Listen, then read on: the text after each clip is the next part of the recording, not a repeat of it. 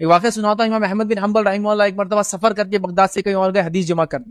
اس بستی میں گئے، حدیث کو سنا، وہاں سے نکلے. یہ وہ زمانہ نہیں تھا کہ ہوٹلیں وغیرہ رہتی تھی، آسانی سے ملتی تھی. جب بستی سے نکلے تو مسجد میں سوچا آرام کرنے کا موقع ملے گا، مسجد رات میں بند کر دی گئی کسی وجہ سے. اب سوچا کسی کے پاس جا کے رہو، تو کوئی پہچان کا بستی میں تھا نہیں، اب صبح نکلنا تھا.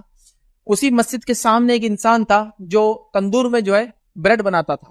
عربوں کے اندر یہ زمانے سے ایک سسٹم رہا کہ روٹیاں باہر ہی بنتی تھی، سالن گھر میں بناتے تھے، بریڈز وغیرہ تندور لگتے تھے. وہاں بس کامنلی گھروں میں بنتی ہے، لیکن وہاں سسٹم ہی تھا اس زمانے میں. وہ بریڈ بنا رہا تھا تندور کے اندر، اور اس کا رات کو صبح کا بزنس تھا تو رات میں بھی دکان چالو تھی. تو اس نے کہا لگتا ہے تم مسافر ہو، یہاں رک جاؤ، کوئی مسئلہ نہیں، میں تو رات بھر یہاں کام کرتا ہوں، پھر صبح چلے جانا یہاں سے نکل. کہا ٹھیک. تو جب وہ تندور میں روٹی ڈالتا بریڈ بنا کے، تو وہ استغفر اللہ پڑھتا رہتا، کنٹینیوس ورد کرتا استغفار کا. تو امام احمد بن حنبل رحمہ اللہ نے اسے سوال کیا، کیونکہ دیکھا ایک آدمی کثرت سے استغفار کر رہا ہے، اس نے سوال کر لیا. کہا کہ اس استغفار کا تجھے کچھ فائدہ ہوا ہے آج تک؟ ابھی اس کو معلوم نہیں ہے کون ہے پوچھنے والا. تو کہا بہت فائدہ ہوا. کیا فائدہ ہوا؟ تو کہا آج تک ایسی کوئی دعا نہیں تھی جو میں نے کی اور قبول نہ ہوئی. آج تک ایسی کوئی دعا نہیں تھی جو میں نے کی اور قبول نہ ہوئی. یہ استغفار کے فائدے یاد.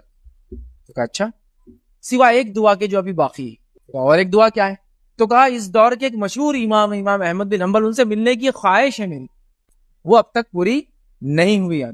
تو انہوں نے کہا کہ میں ہی امام احمد بن حنبل ہوں، اللہ نے وہ خواہش بھی اس کی پوری کر دی. تو استغفار کے یہ فائدے ہیں کہ اللہ تعالیٰ ہر وہ بات سن لیتا ہے جو بندہ کرتا ہے.